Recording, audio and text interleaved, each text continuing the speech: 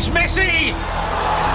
It is the cleanest of clean finishes from the best on the planet. It's time for the biggest sports stories. Liverpool, the champions of Europe, are top of the world. The biggest interviews. That such a great spectacle is ruined by such thuggish behavior. And all the analysis right here. He's the one player that has the arrogance to think that he can play in any stadium in the world and any pitch in the world in front of any player in the world and take them on. Every weekday, it's my sport, it's your sport. It's ZiFM Sport. Let's join the team for the biggest show in the world of sport on ZiFM Stereo. My station, your station.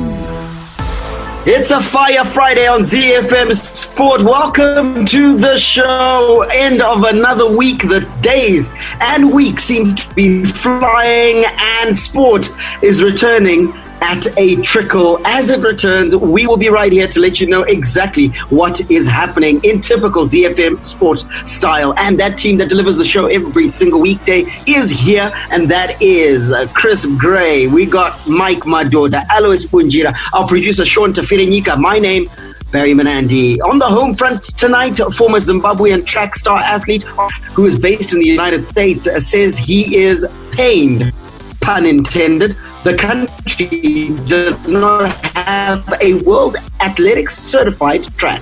In international sports news, the NBA is set to become the first major North American sports league to resume play after the league's Board of Governors approved a 22-team format for restarting the season in late July at the Disney campus near Orlando, Florida.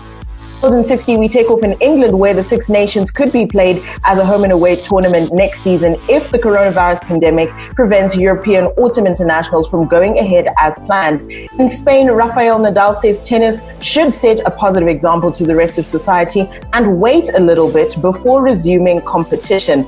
And we touch down in Japan, where Tokyo Governor Yuriko Koike has said that it may be necessary to stage a simplified Olympic next year, and that organizers were already discussing possible changes. Don't miss out on our play of the day, which comes smack middle of the show. We'll get the party started right here on ZiFM Sport and then kick off the beautiful game. And of course, we're gearing up for another weekend of Bundesliga action, where Bayern Munich could take another big step towards an 8th consecutive Bundesliga title when they travel to Bayer Leverkusen tomorrow. In the Premier League, Chelsea have agreed a deal in principle to sign Germany international striker Timo Werner from RB Leipzig. In La Liga, Atletico Madrid captain Koke says his team should be considered kings of Europe if the Champions League cannot be completed this season. And in news coming out of Serie A, a close friend of Miralem Pjanic has told a Spanish publication Sport that playing for Barcelona has always been a dream for Mire. All of that and so much more to look forward to on this edition of ZiFM Sport. Hear the sounds of Juice WRLD and Trippie Redd. It's called Tell Me You Love Me. We love you, sport. We certainly do. Fire Friday. The Warriors, the Chevrons, the Cheetahs, the Mighty Warriors, and the Sables. From the pool to the track to the field, we are Team Zimbabwe.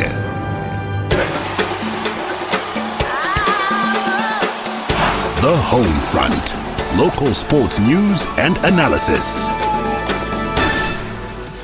Don't forget, you can be a part of the conversation right here on ZiFM Sport if you follow and interact with us on social media, Twitter and Facebook at ZiFM Sport. Let's get into news on the home front. A former Zimbabwean track star athlete, Arnold Payne, who's based in the United States of America, says he is pained the country does not have a World Athletics certified track. This means that Zimbabwean athletes cannot use home races to qualify for major international competitions, as times they record will not be recognized by World Athletics. Payne, a former Zimbabwe 400-meter national record holder who was also part of the Zimbabwe team at the 1995 World Athletics Championships, said it was sad the country found itself in such a position. Infrastructure. And the glaring issue, Barry, is the fact that we have not invested, or we have invested very little in infrastructure since independence. Absolutely, and consecutively, what we've done is that we've waited for major events like the All Africa Games and other such meets that are held, the Region 5 Games that were held a few years of the country to host those events and then do little else. We haven't actually done anything Even if we look at the stadiums that are being upgraded right now, they're being upgraded. Why? Because CAF and FIFA said that we can't host events. Not because we proactively said, guys, our maintenance periods are in 3-year cycles. Every 3 years, we've got to do A, B, C, D, F, G. So we don't have a concerted plan. What we do is we're very reactionary, and now it's caught up with us. It's caught up with us, Chris, and it's been quite embarrassing over the last couple of days, isn't it, Chris, on social media when we saw the pictures coming out of Mogadishu in Somalia. Now, Somalia, just in case you've just landed on Earth from planet Mars, this is a country in disarray. This is a country that's described as a failed state. Al-Shabaab, terrorism, you name it, it's all happening in Somalia. Yet they are able to come up with a stadium that puts all our so-called renovations and improvements at the National Sports Stadium to shame. Absolutely. So then the issue then becomes that this is not a money issue. This is an and people being, like Barry said, proactive enough to say, we need to upgrade our facilities. What do we need to work on? When does it need done? And even if it becomes an issue of money, I think what, for example, South Africa has done, where they'll get a particular corporate sponsor like FNB to come on board and actually take care of that facility, or in fact build the facility. So I think it's just an issue of we don't care enough for our sport. When I traveled with FC Platinum, I was absolutely shocked. We were in the middle of the Congo, in the middle of nowhere, but there is this beautiful, well-maintained stadium, literally in a place that equivalent of Murewa at this point.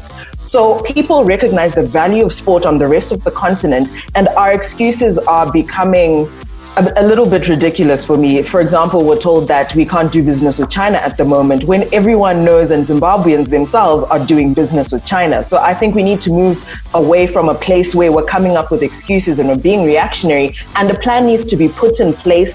And this is even at director level in this Ministry of Sport, and not necessarily that sits with the minister, where these things, there's continuity. We need to be building continuity, and there needs to be a concerted plan. And I think the former minister, Makosini Hlongwane, had started working on a national policy, which was supposed to be something that governs and dictates how sport develops in the country, irrespective of who is in office at the ministry. And we've heard very little of that in recent years. Now, just to give you a brief picture of what the scenario looks like in our region. In Southern Africa, only 4 countries, South Africa, Botswana, Zambia, and Lesotho, have athletics tracks recognized by World Athletics. And only South Africa has what are classified as Class 1 certified tracks. Now, Payne is quoted as actually saying, this is such a shame and it will hurt our local athletes. It is so painful that we have to come to this. How are we supposed to give our young athletes hope if they cannot run qualifying times in our own country? It's a shame, really. And that's the point, isn't it, Alois, where we've got young athletes.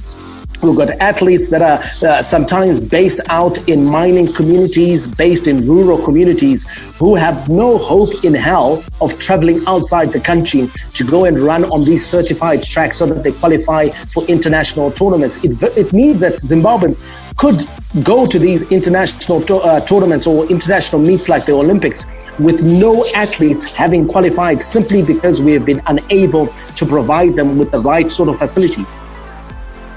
Yeah, it's actually quite sad, man. When you look at our country, like Chris said, we are just full of excuses. And, when you look at countries that have been ravaged by war, countries that have been ravaged by famine, a lot has happened in Africa, but they have gone out to recognize sport and actually build sporting facilities, because sport unites everybody. Everybody keeps on talking about it. It unites everybody. Everybody plays sport. Whether you're in a different profession, you will come across sport at some point. But here in Zimbabwe, I think we've got, let me just be blunt about it. We've got leaders that don't care about sport. I don't know what happened. They just don't care. at all. Like we were discussing, the National Sports Stadium, the stadiums are just being renovated because CAF said so. It's like we are renovating them for CAF. We're not renovating them for ourselves. We're looking like it is for CAF. Now, when you go back to athletics, like really, no qualifying stadium in the country. What does that mean? It means that we don't have athletes that are going to post records. We don't have an athlete that can actually claim record internationally because there is nowhere to do it. He has to go to South Africa. How is he going to go to South Africa? You mentioned it. He's coming from Kemen Motamai. How is he going to go to South Africa to compete? At which meeting? How does he go there in the first place if he doesn't establish himself here as a record holder? All this they boil down to lack of everything, and we don't have any prospects as far as sport is concerned. Only soccer here, we can play soccer in the bush because they are good. They are okay with us playing soccer in the dust, the bush, and all that. It's really sad, man. It's really sad. Yeah, absolutely. A very sad scenario. Now, Barry, could this be a game changer? The fact that recently National Athletics Association of Zimbabwe President Tendai Tagara joined that elite group of administrators that governs or runs development in athletics. He's been, forwarded to the International Association of Athletics Federation's Development Commission. Will that help Zimbabwe? Is that a post that he should leverage on to at least get some sort of funding for Zimbabwean athletics, etc.? Yeah, I think it's a position that he can leverage and can ensure that there is funding for athletes development, and that money certainly begins to come into the right areas in terms of the athletes themselves. I do, however, think there's a broader conversation possibly that needs to be had around the infrastructure side, because I'm not sure that this will have much of an impact on the infrastructure side, wherein again it brings back into stark light the issues around the ownership of stadiums, the management of stadiums, both of which do not need to be simultaneous, okay? The owner of the stadium doesn't necessarily have to be the manager of the stadium or the facility. And I think we get back onto that slippery slope once again. And so far, the Ministry of Sport has shown that they are well capable of managing the facilities, or at least doing something towards managing those facilities. But certainly there needs an upgrade in that relation. And I think the question that the Ministry of Sport or the Ministry of Local Government has got to ask itself, or even some of these town councils, Chris, has got to be, why hang on to facilities that you cannot afford or don't have the strategies around to maintain or to build or to renovate or to upgrade? Why just hang on to these facilities? Absolutely. And we've seen that in terms of the responsibilities that the councils have in general, they're barely able to keep up with those. Now, when it comes to maintaining infrastructure, completely different role. There's finances involved and there are plans that need to be made around that. So definitely one plan could be to actually hand these facilities over to people who can maintain them and can ensure that, for example, we don't end up in a scenario where our athletes can't qualify for example, the Olympics because we don't have the facilities. And it's also a case of taking those facilities that we have and ensuring that we maintain them. It's all well and good to say, oh, we need new facilities, but I think it comes down to, let's work with what we have, let's develop what we have beyond its existing capacity. Mike, if I can tell you. Mike, it's quite simple. Let's look at a typical example.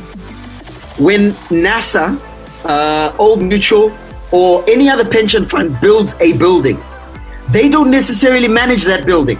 They give it over to real estate companies, to management companies, who then manage the facility and make sure that it stays up to scratch on an agreement in terms of the deliverables that relate thereof. So why on earth do we, as government, build infrastructure and then want to manage it all at the same time? We're doing ourselves a disservice.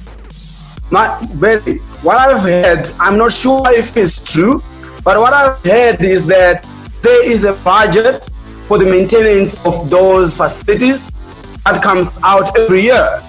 So if they hand over that budget, that money is not going to come to them. They are actually getting the money. there is a budget that is going to maintenance of those facilities. That's why they're hanging on to the facilities. As long as they are there in their name, they still get the budget, but they get the money.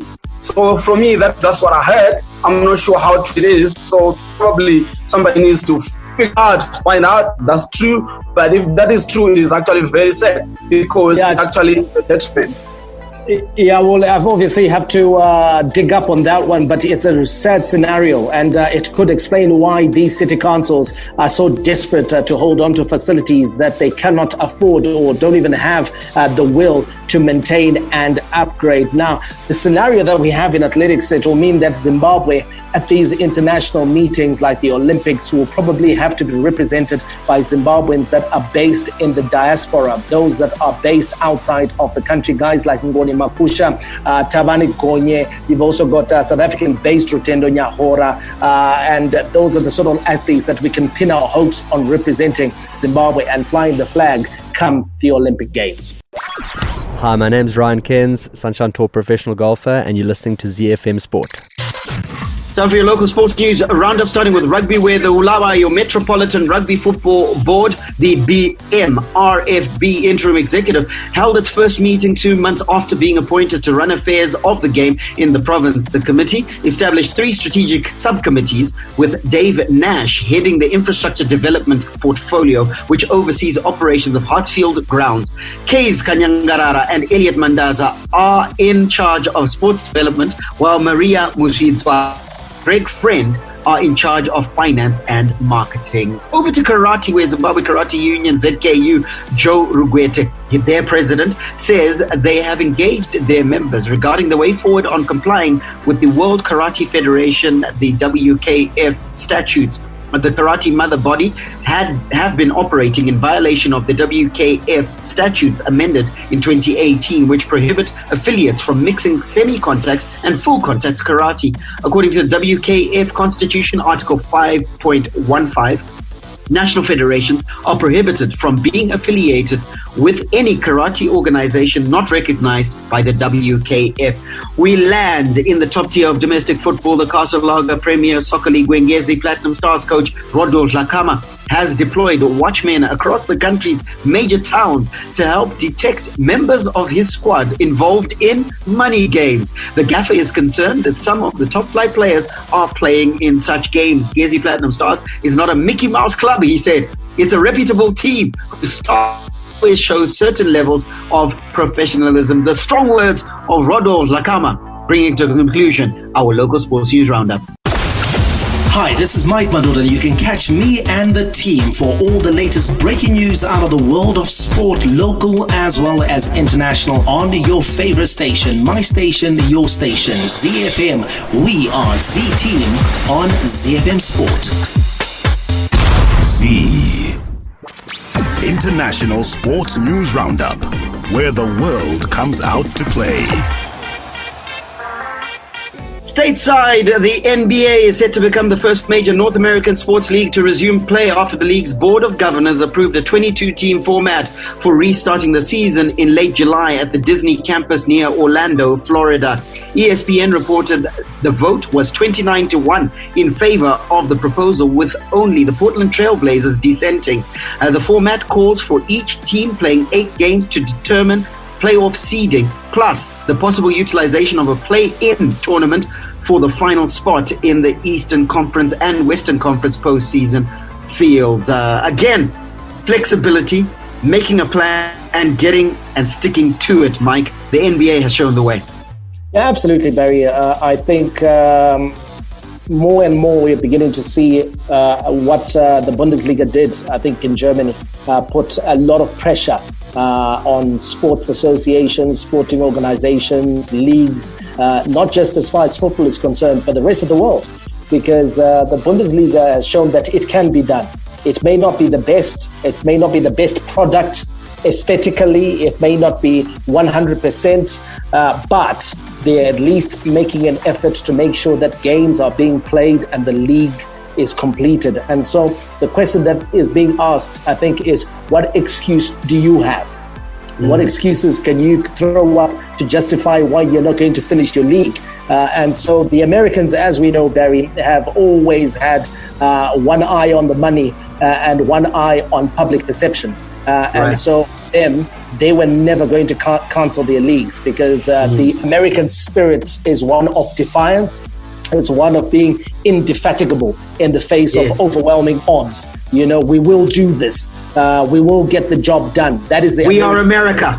We are America, the United States of America, or these United States of America. So that's what they're going to do, Barry. And I like the concept. For me, like I said, as long as it's going to work out to a playoff system that's going to determine a champion. That for me is great. Even if it's not what we're used to, at least they're getting some sort of competition going.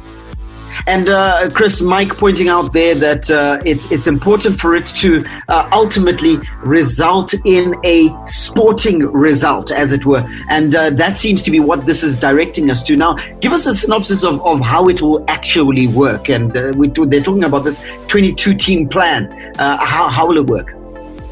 Okay, so basically you've got the 22 teams and all of these were holding playoff spots when the season stops. And then there's other clubs within the 6 games of the postseason berth. So what will happen is that there'll be 9 teams vying for the remaining 3 playoff berths. So you've got in the East, Brooklyn, Orlando, and Washington are in the race for 2 spots. And then in the West, you've got Memphis, Portland, New Orleans, Sacramento, San Antonio, and Phoenix also for 1 spot. So it also comes down to if the gap between the 8th place and the 9th place in either conference is 4 games or less when the shortened regular season ends. Those teams are going to go head to head for the 8th seed, and then the team in 9th place will have to sweep both games of a 2-game series, and then the 8th seed would otherwise advance into the postseason. And again, that gives us a bit of a picture of the thinking around it. And look, American sport has always had the knack of giving you something that is great, and then giving you a cherry on top. And in truth, this is going to arouse a lot of, on the basis that it's a congregation of teams in one. It's almost a tournament format, isn't it, Michael? Yeah, absolutely. Tournament format, everything is sort of like on fast forward, as it were. I think it's a great spectacle for the fans. And American sport has always been TV driven. You know, you take a look like a sport like basketball, for example, which we are talking about right now. That's sort of like TV driven. And so I don't think they're going to miss out on much in terms of, you know, there not being a lot of people in the arena, etc. The action is what really gets to you. And because basketball by its very nature is fast paced, you know, action swings from one end of the court to the other in almost just 2 or 3 seconds, you know, and the scoring is done regularly and frequently. So in terms of the action sequences in basketball, they occur every 4 or 5 seconds. There's something happening. So fans, you're naturally glued to the television set. It's not about the crowd like in football, because in football, you know, when the ball is transitioning from defense into midfield and then into attack, that's when the fans come into play. That's when they cheer. That's when they sing. That's when they whistle. That's when they urge the team on. And so the atmosphere in the stands, in American sport, like basketball to be specific, the fans, to be honest, are there, but you are all glued to what's happening on court. It's certainly true. And that TV money is very important to the league in terms of keeping it going, because that's what keeps the NBA as lucrative as it absolutely is. And Mike bringing a very important point there, which is one of the other considerations and some of the other considerations, Chris, that they have in doing all this. The other one obviously being the testing plan around players that are going to this Disney shortened season, as it were. And then, of course, like we quite rightly point out, the financial ramifications. And it is noted that if all 22 teams that are going to Disney play their allotted 8 games before the postseason begins, the NBA would play 1,059 games in this regular season. That means 171 regular season games would be cancelled, which could cost players around 600 million in salaries. That is a huge number if you think about it, in terms of one season. And if you drill it down to a single player, the players can't be happy. The players definitely won't be happy with that scenario. And like we said, a lot of what we're seeing in terms of the NBA coming back is resting on the money. If you take a look at the amount, just in terms of sponsorship alone, this runs into the tens of billions of dollars that is going to be going into this. So the fact that they're creating some sort of system where they go off to Disney and they manage to finish the season, a lot of it is to do with that money, the sponsorship, that money that comes in through the NBA to the teams as well. So definitely that 600 million, big figure.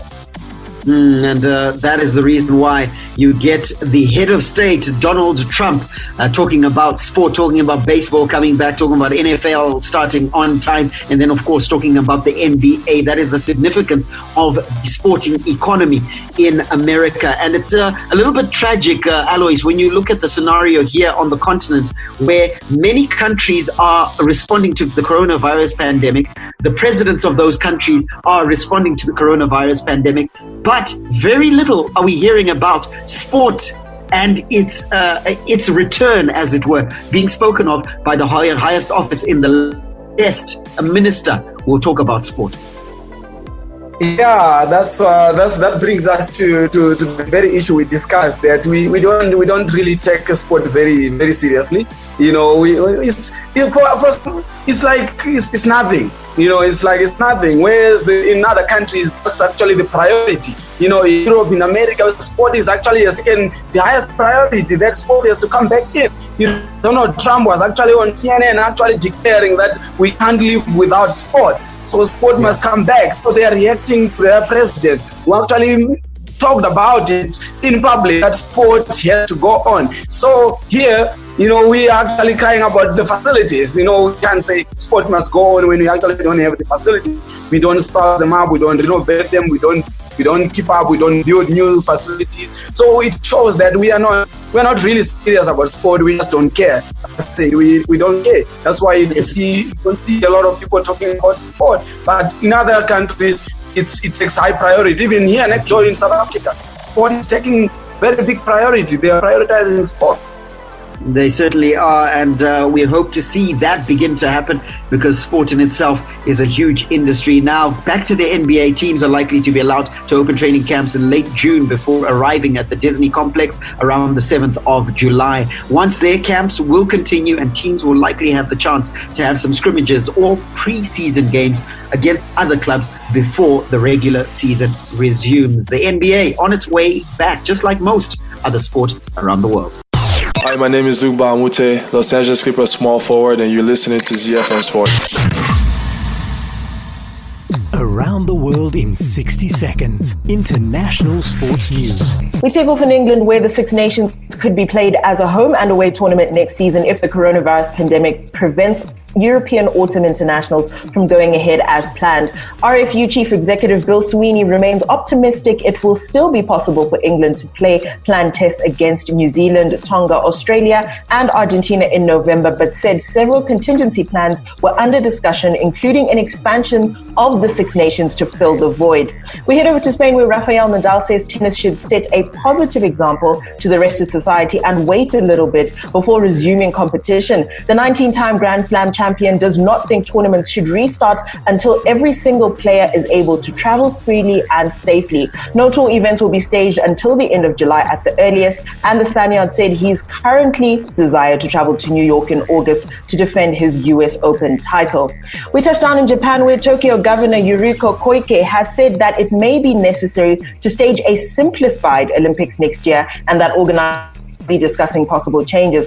Koike's comments on the impact of the COVID-19 pandemic come after the Yomiuri newspaper reported that various options such as mandatory coronavirus testing and having fewer spectators were being considered by organizers. Joan Coates, the head of the International Olympic Committee's inspectorate for Tokyo, has said a lack of defense against the virus threatened the games, and organizers had to start planning for what could be a very different Olympics if there were no signs of COVID-19 being eradicated. Hi, I'm Vario's coach Zdravko Logarušić, and you are listening to ZiFM Sport. Sports with a difference. The big leagues, the big teams, the big players. The beautiful game on ZiFM Sport. Horsepower unmatched. Torque to beat the best. Speed unrivaled. Sleek and easy on the eye. Let's get behind the wheel of football engineered to perfection. The Bundesliga, made in Germany.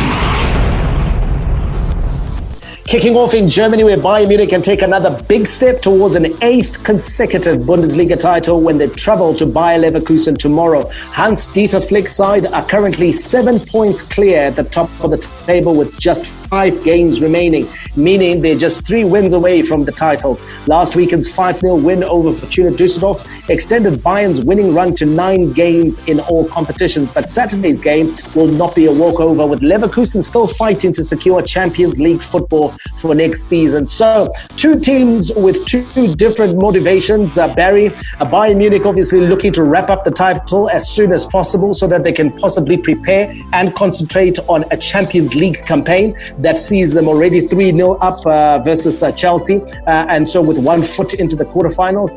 And then you've got Bayer Leverkusen, who want to return to the big time, because remember, if you go back to the era around 2000, 2001, up to about 2005, Bayer Leverkusen were a regular feature in the Champions League and actually featured in a couple of finals.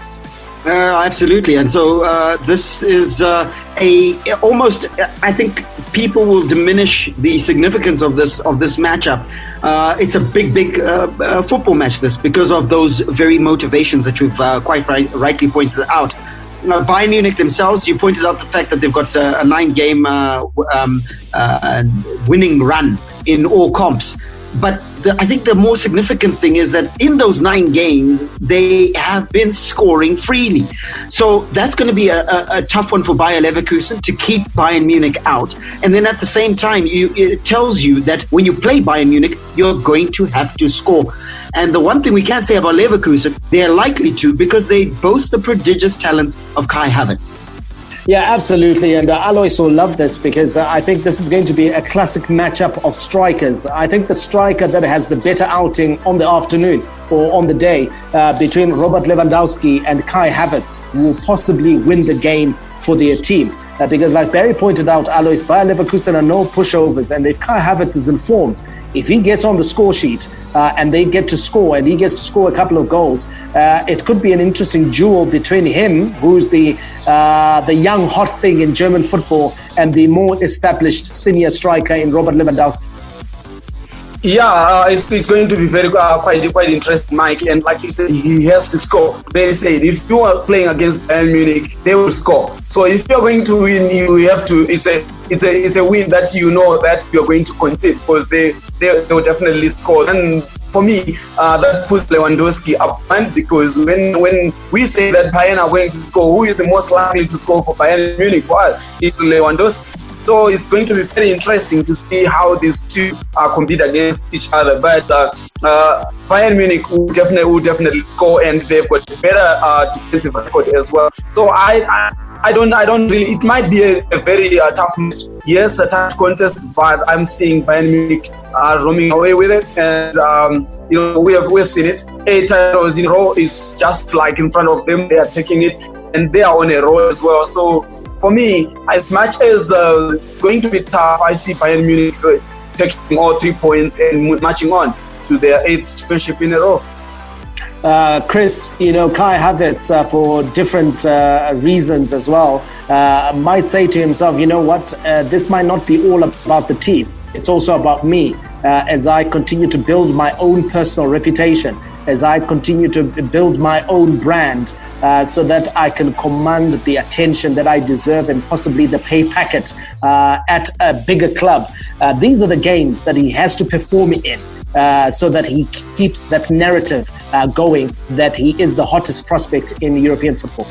Definitely, and it's that particular motivation, I think, that'll give him that extra boost to spur him on, and he's going to probably have a very good day out. But whether that's going to be enough, I'm not quite sure, because I think Bayern Munich is on a really good run in terms of their scoring. So it's extra motivation for him. He might work a little bit harder, but it's going to take a lot more than him having a good day out. Well, let's take a look at the head-to-head, and unsurprisingly, it's the Bavarians. Bayern Munich who hold the bragging rights in this particular fixture, having emerged victorious in 28 of the pair's 46 meetings. If you are a betting man and you want to put a bit of a flatter, you'll certainly have to put it on Bayern Munich. They hold all the aces heading into this game. Your Bundesliga weekend fixtures, it's Freiburg versus Borussia Mönchengladbach. That game is on tonight. Saturday's action has got Frankfurt taking on Mainz, Fortuna Düsseldorf entertain Hoffenheim, RB Leipzig versus Paderborn. Great opportunity for Leipzig, isn't it, Barry, to create a bit of breathing space, breathing between themselves and Bayer Leverkusen, especially if Leverkusen loses their game versus Bayern Munich and they win. Yeah, absolutely. It's a golden opportunity, and I think that Julian Nagelsmann will have highlighted this to his team, and they know exactly what they need to do. You've got to think to yourself, Paderborn have looked a handy side, but they look a side only that can give you 60 minutes of football. So as long as RB Leipzig can stay within touching distance and this game doesn't get away from them, I foresee this one as an easy win for RB Leipzig, and they will create that very breathing room that you're speaking of. Borussia Dortmund will take on Hertha Berlin, Werder Bremen versus Wolfsburg, Union Berlin versus Schalke 04, Augsburg versus Cologne, and of course the pick of the fixtures is that clash between Bayer Leverkusen chasing Champions League football and the champions Bayern Munich chasing another championship. All the rivalry. Here is Harry Kane for Tottenham. Oh, what a goal! A classic derby goal from Harry Kane. Catch him if you can. All the stars. Oh, back here's Liverpool 2 in front. Talk about impudence. Talk about improvisation. Talk about Sadio Mane. And all the game-changing moments. And Raheem Sterling rattles it home. And once more, City are in front in a trice. All the updates from the Premier League on ZiFM Sport. All right, out of England, by some wicked twist by our producer, I have to do this story even though it breaks my heart. And it's a fact that Chelsea have agreed a deal in principle to sign Timo Werner from RB Leipzig. The Germany international striker has a 55 million euro release clause, which expires on Monday, June the 15th. Chelsea have offered a £200,000 a week contract to Werner, who also interested Liverpool and Manchester United. He had publicly indicated his preference to move to Premier League leaders Liverpool, but they were unwilling to pay the release clause in the Before we talk about Timo Werner himself, who is a fantastic signing for Chelsea, let's just wrap up the Liverpool business, Alois, and say I think it shows the attitude of Liverpool in the transfer market. This is a team that's wants the best talent, yes, but is not willing to break the bank. Yeah, when you look at it, I think Liverpool are just looking at themselves and say, you know what, why should we pay so much when we have such an arsenal already? You know, this is our trying times. We need to hold on to our pace. I actually think that when you look at the Jurgen Klopp, he's I don't know, maybe I can say a little bit arrogant in the transfer market at the moment. You know, knowing that they've got the championship wrapped up and he can attract big players as well. So he's looking at the prize money and say, you know what, hang on. Let's just hang on here. Let's wrap up the championship and see what we can do, because we've got a squad strong enough to challenge. But if I was Liverpool, I would have gone for it, because we have always talked about it that Liverpool, they don't really have reserve. So they don't have enough assets in reserve. You know, they have got their top three, but they don't have the depth up front that is actually needed going into the Champions League and all the league teams as well. But like I said, there's a little bit of arrogance in it. But I think they should have moved in for the player. Going to Chelsea at the moment, I think it's a wrong movement for the player. It's a wrong move. I would have loved him to go to either Liverpool, Manchester City, or Manchester United. Not Chelsea at the moment. and that sort of wraps up the Liverpool business, as it were. Chris, let's jump on to Chelsea as a club. Signing Timo Werner, great player. But for Chelsea as a club, this is a statement of intent, number one, and also a vote of confidence in Frank Lampard and what Frank Lampard wants to build at Chelsea. Definitely. We've seen him actually come out and... But in his approach to how he's been building his team, he's been focusing on those younger players. And what he needed at the moment was a sort of balance. Timo Werner's got enough experience, I think, to come into the squad and make a real impact for Chelsea, but still young enough for him to be a realistic prospect in terms of the value that they've just invested in this purchase. So it's definitely a statement of intent. Like Alois is saying, I'm not sure if this is the right move for him as a player, but definitely for Chelsea, I think this is a statement that they're making that next season they'll definitely be taking it a step up and going from just building a squad to actually challenging. Challenging is the word, and if you want to challenge, you need the best talent. And now onto the player himself, Timo Werner. What a signing for Chelsea. And if you look at it, them also having signed Hakim Ziyech earlier on, Chelsea is building a fairly formidable side, Mikey.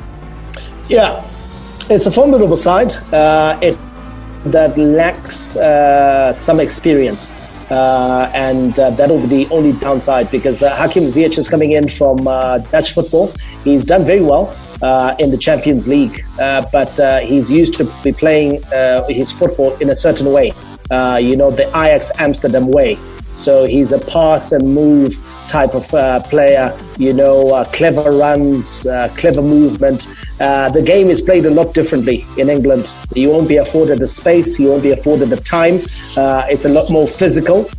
So he's going to have to improve on that side of his game. Same thing as well with Timo Werner as well. He's going to have to make slight adjustments that he plays football for him to actually be effective at Chelsea. But I think he walks straight into that team, because the likes of Tammy Abraham, for me, to be honest, he's a championship quality striker. I don't care if he scored double figures this past season, but you put any decent striker in that Chelsea team, they'll also score goals. Then you also take a look at the young man who came in from Leeds. What's his name again? Plays on the left side of midfield. He was on loan at Leeds. Mason Mount. Mason Mount. Yeah, Mason Mount. Those are decent players, but those are not players that are going to win you a championship. So for me, it's another phase where Chelsea are maybe making the step up, but I don't think they'll be able to make a big enough step to challenge for the title. Will those, Mike, sorry to cut in, but will those players win you a championship in 2 seasons' time, perhaps? Barry, that's a difficult question to answer, because we can only answer that if we say Man City, stay still, Liverpool, stay still, and remain exactly where they are. And then you allow these youngsters 2 seasons to grow and to catch up. The problem with football, Barry, is that once you lose ground, it's difficult to make up ground unless something catastrophic happens to the team ahead of you. Let's use Manchester United as an example. The reason why people closed the gap on Manchester United was because Sir Alex Ferguson left. Yes. So that was a monumental thing that happened at United. And United then suffered as a result. But if you imagined Sir Alex Ferguson staying in the job, okay? Let's say he was still prime Fergie, because I think he had reached the end of his sell-by date. If it was still prime Fergie, United right now would still be in the championship matrix. They would have been probably celebrating the title last season or something like that, because United had that culture of winning. So they've fallen away. Same thing again with Liverpool. When they fell away in 1990, what happened? Kenny Dalglish left. He was the figurehead at Liverpool. He was the icon. He was the inspirational player manager. Very few teams, Barry, have ever had a manager who could sit in the dugout one game and then decide, you know what, next week I'm going to play, and then be man of the match. Run out. Very few teams have ever had a manager of the quality of Kenny Dalglish, who could be wearing a tracksuit on the bench, get into the game, score a hat-trick, and then get back, substitute himself, sit on the bench and finish off the game. So he was such an influential figure. And things like that happen. and that's the thing now that a lot of these chasing teams are facing, and it's not easy to close the gap. So with Chelsea, they will sign Timo Werner, they will get Ziyech, but let's wait and see what Man City does, because you could be talking about Timo Werner and then Man City goes out and gets Robert Lewandowski, Man City goes out and gets Koulibaly, and then Liverpool gets Kai Havertz, and Manchester United get Jadon Sancho. So already it kind of like nullifies itself, and you're still having to catch up to the teams that are at the top. Got you. So let's see how this all plays out. But bottom line is, at least Chelsea have guaranteed themselves a shot at a top 4 finish this coming season. Atletico Madrid captain Koke says his team should be considered kings of Europe if the Champions League cannot be completed this season. The midfield orchestrator of Diego Simeone's team believes Atletico are capable of going on to lift the silverware if UEFA can get the competition back on. However, Koke says focus should not be lost from the more pressing task of ensuring Atletico earn their place in the competition next season through their La Liga placing. To miss out would be a failure, he said. Barry, this is a really strong statement coming from Koke. Yeah, strong statement, but I think again it's fighting talk. He knows they're not the best in Europe. He know if he looks at himself in the mirror after he shaves and looks up into the mirror, he knows that they knocked Liverpool out, but it was backs to the wall. It was a monumental defensive effort. So in truth, it's just fighting talk. Any player would want to back the badge, especially Koke, because of his history and what he's done for Atletico Madrid. So not surprising. However, right now, he needs to focus on La Liga, focus on what they're doing at home. The domestic league is starting. That's what he needs to focus on. The Champions League, I don't see them going all the way. They may, and I may be proved wrong. I can't look into a crystal ball and see what the future holds. But certainly, I would be disappointed if they go all the way, because it's anti-football. Right, let's wrap up the beautiful game with a couple of quick updates. The first one out of Italy. A close friend of Miralem Pjanic has told Spanish publication Sport that playing for Barcelona has always been a dream for Mire. The 30-year-old Juventus midfielder has been linked with a switch to Catalonia in recent weeks, with the Bianconeri and Barca trying to agree an exchange involving Brazilian Arthur Melo. Right, this is an interesting one, to be honest. A younger player going to Italy, and then the older, more experienced one going to Barcelona. But I think Barcelona want to put some decent pieces around Messi so that they have an assault on the Champions League next season. And then an update coming out of South Africa. This one is big news. Banking giants Absa and the South Africa Premier League have ended their sponsorship relationship. And of course, this has been announced. It will be ended at the end of the season. The decision comes as somewhat of a surprise, with the two parties having previously announced a new 5-year deal signed in 2017. It's unclear how this could affect the South African clubs and their capacity to fund investments like buying players from around the continent. Very interesting news, this one, and I guess more will come out in the next few days as to what is at the heart of this separation. And we'll stay on top of that and keep you appraised at every development on that and every story coming out of the world of sport. That's just what we do here on ZiFM Sport. Have a great weekend, Zimbabwe. We'll catch you on Monday. May God richly bless you. That's my story, and I'm sticking to it. Menande, out. And it's Messi! It is the cleanest of clean finishes from the best on the planet. The biggest sports stories. Liverpool, the champions of Europe, are top of the world. The biggest interviews. That such a great spectacle is ruined by such thuggish behavior. And all the analysis right here. He's the one player that has the arrogance to think that he can play in any stadium in the world and any pitch in the world in front of any player in the world and take them on. Every weekday, it's my sport, it's your sport. It's ZiFM Sport on ZiFM Stereo. My station, your station.